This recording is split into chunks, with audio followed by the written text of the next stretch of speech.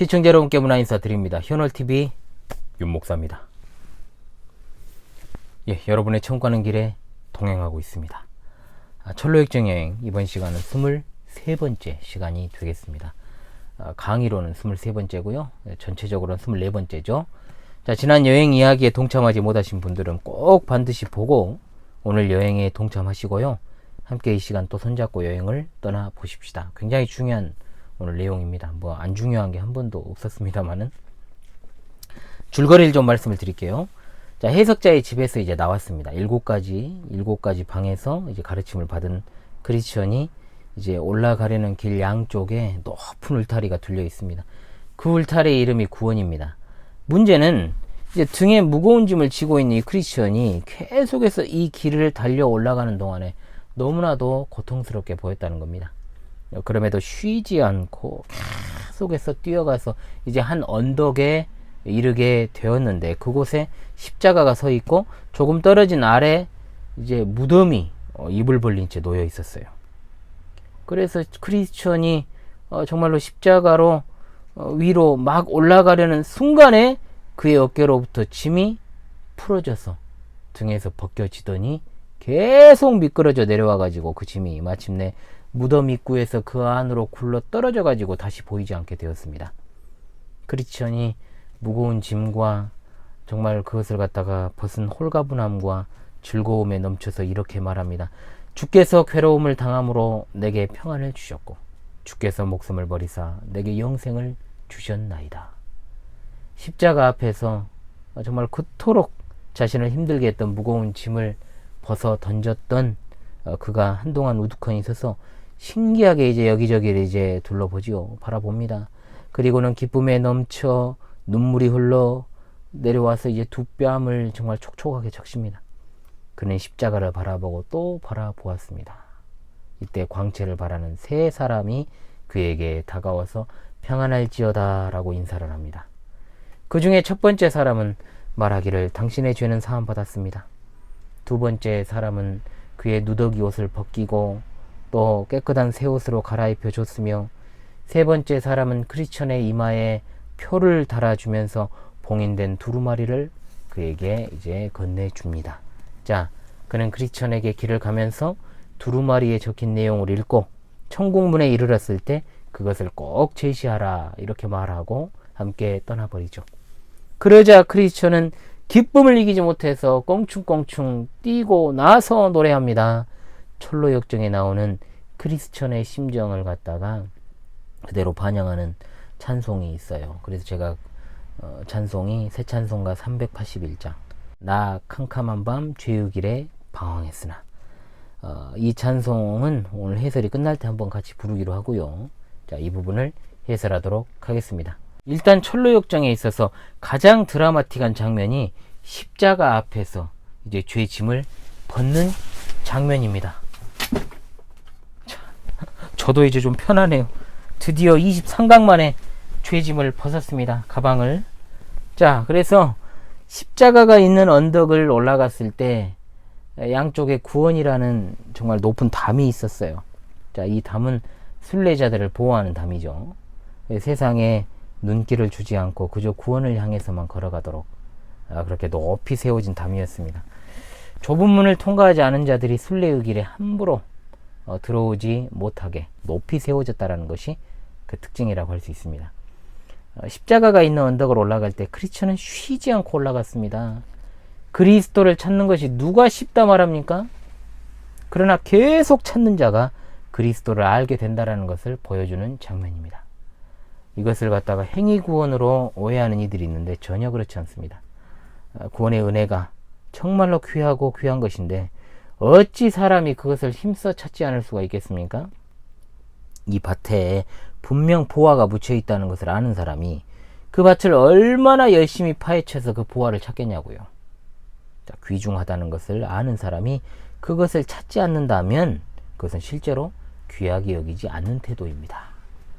가령 누군가가 선물을 줄 때 그 앞에서는 너무 감사해요, 너무 갖고 싶었어요 이런 말 하고 실제로 뒤에서는 포장을 뜯어보지도 않아요. 그냥 딱 던져놓고 그가 선물을 받을 때 했던 말은 완전 거짓말이라는 것을 입증하는 겁니다.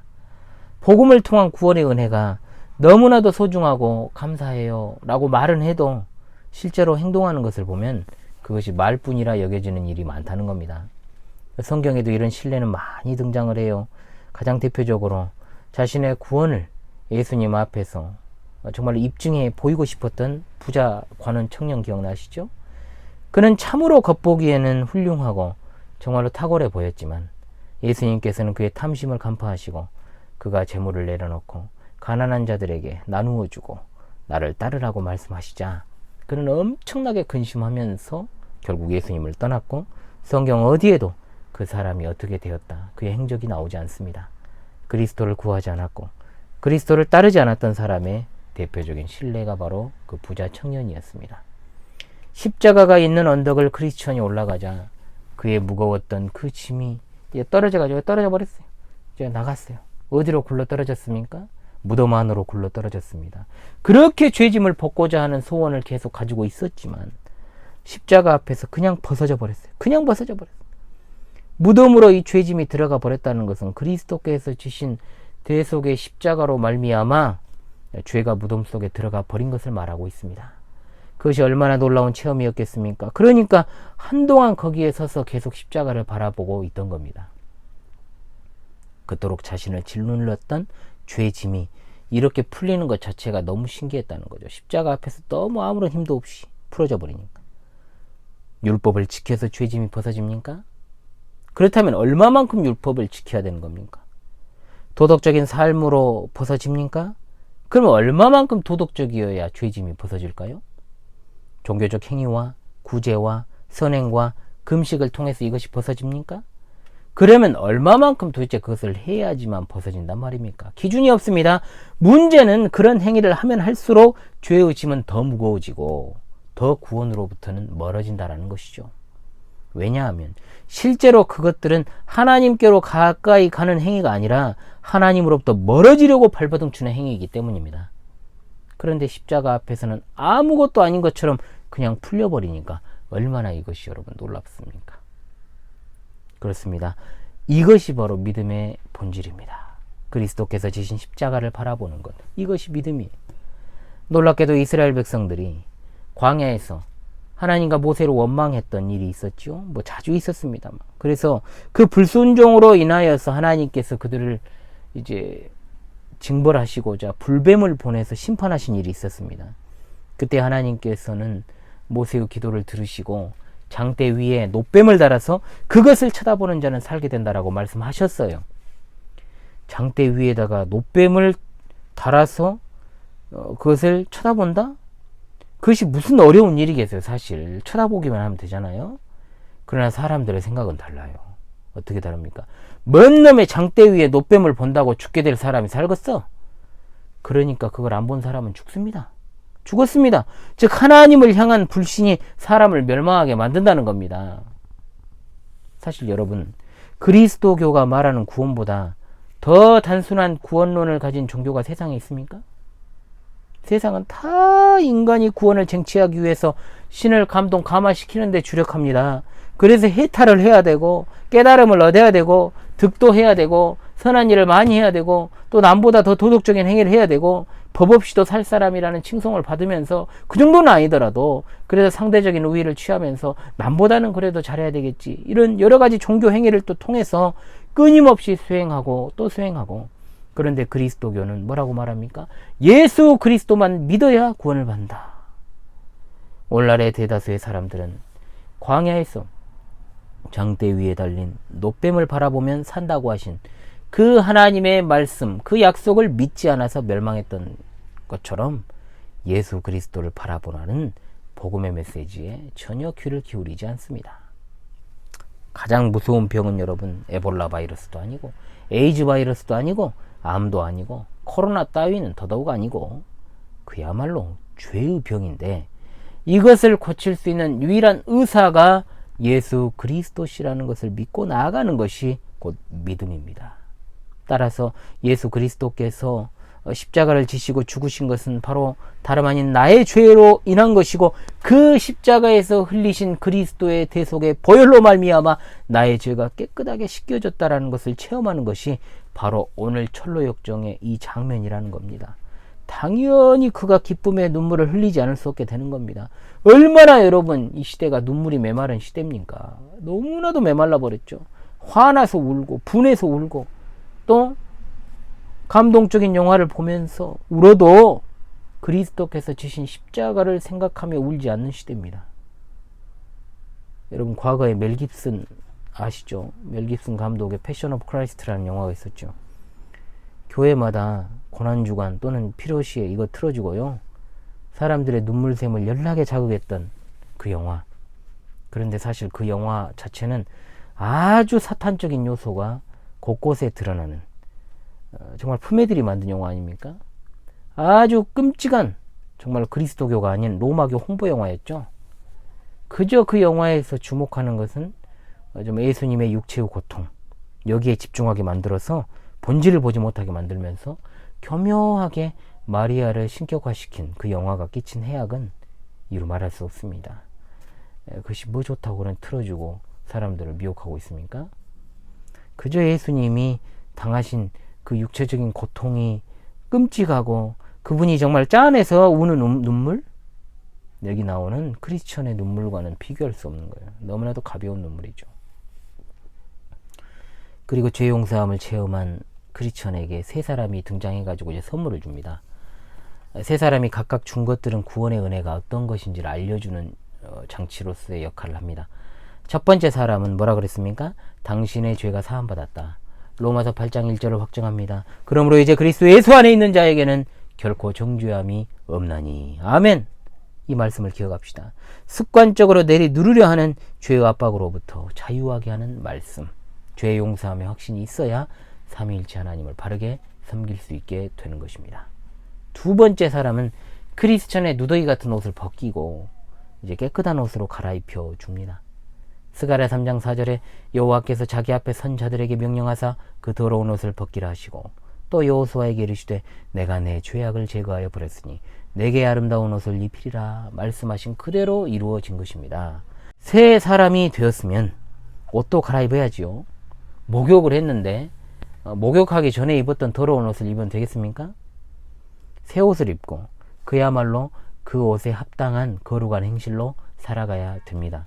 이와 관련해서 조금 이야기 드리고 싶은 게 있어요. 저는 우리 믿는 부모님들이 아이들을 교회에 데려갈 때 최대한 옷을 깔끔하게 입혀야 된다고 생각을 합니다. 잘 씻겨야 되겠죠, 당연히. 제가 앞선 교회에서 주일학교 사역을 할 때 주일 아침에 보면 아이들의 모습이 천차만별이에요.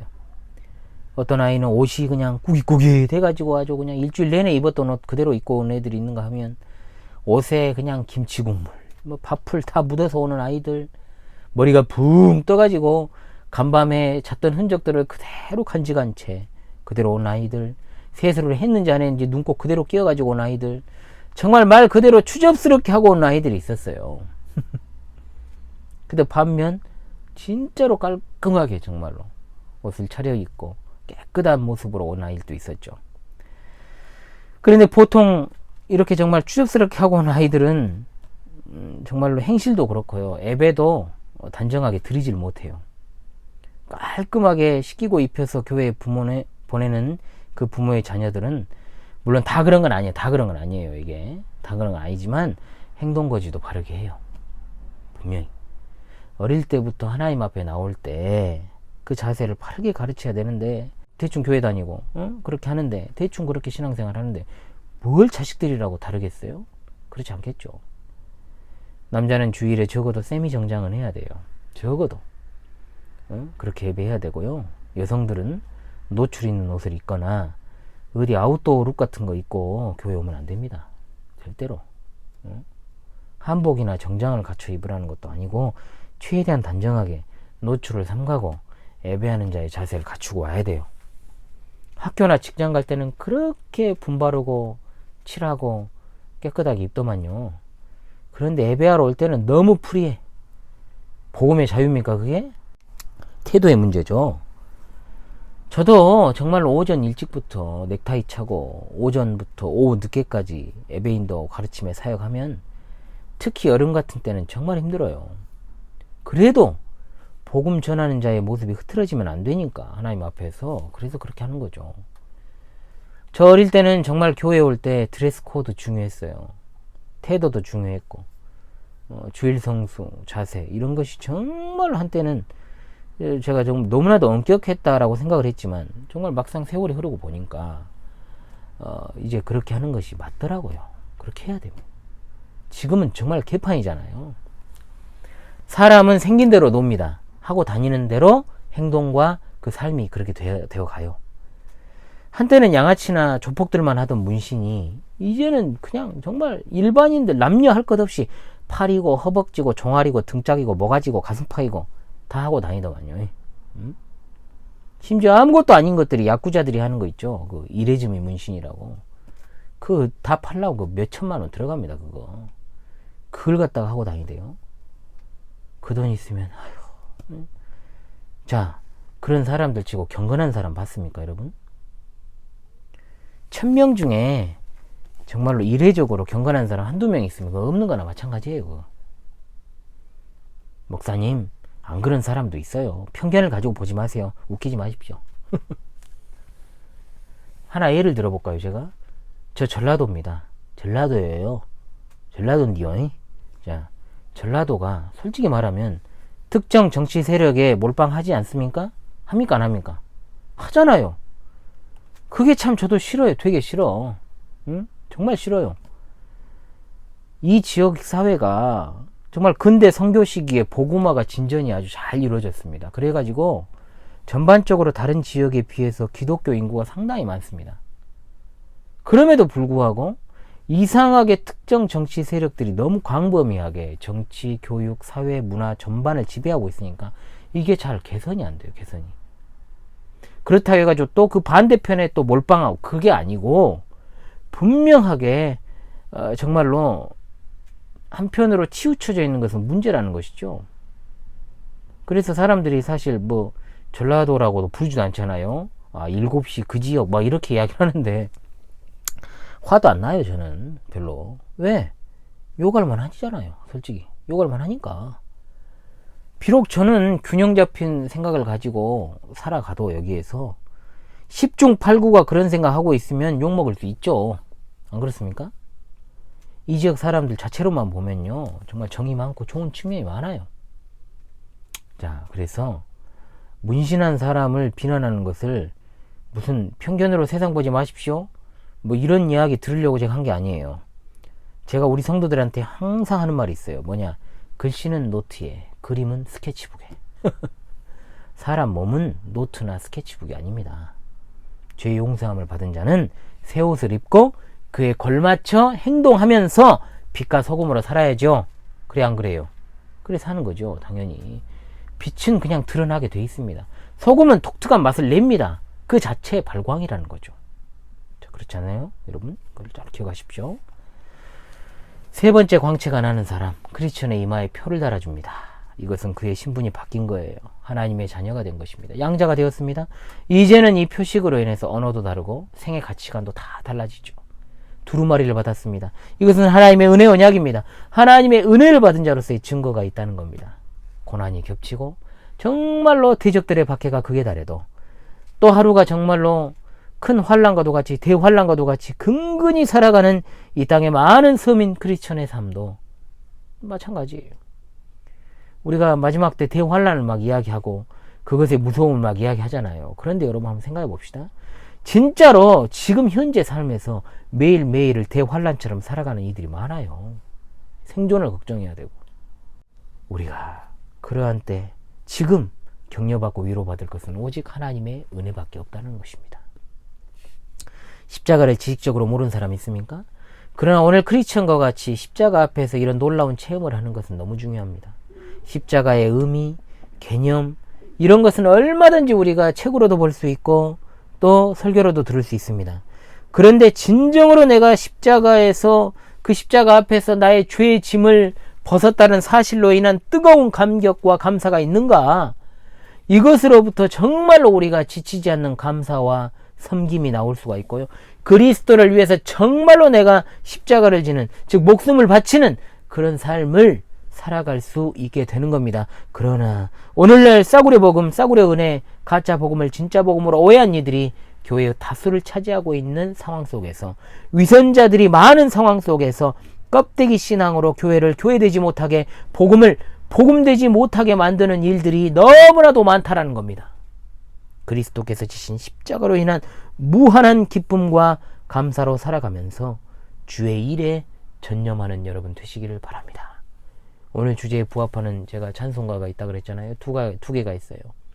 찬송가, 새 찬송가 381장 나 캄캄한 밤 죄유길에 1절과, 그리고 또 370장 여러분 잘 아시는 주 안에 있는 나에게 4절을 부르면서 한번 마무리하겠습니다. 같이 불러요 여러분. 381장 1절 그리고 370장 4절입니다.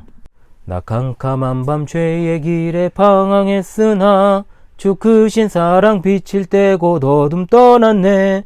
사랑의 빛 오늘 내 맘에, 사랑의 빛 항상 있도다.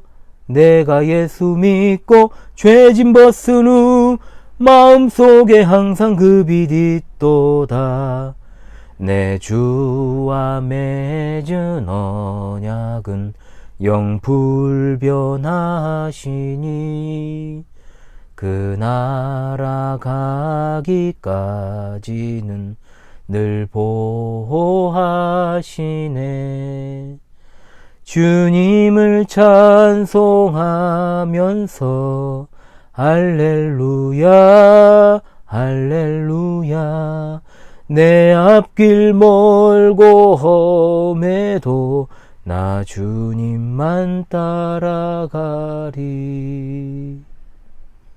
목 상태가 좀 좋지 않았어요. 자, 그러나 찬송은 찬송이죠. 다음 주에도 여러분 계속해서 여러분의 천국 가는 길에 동행하도록 하겠습니다. 죄짐을 벗어서 너무 홀가분합니다. 여러분, 지금까지 현월TV 윤목사였습니다. 감사합니다.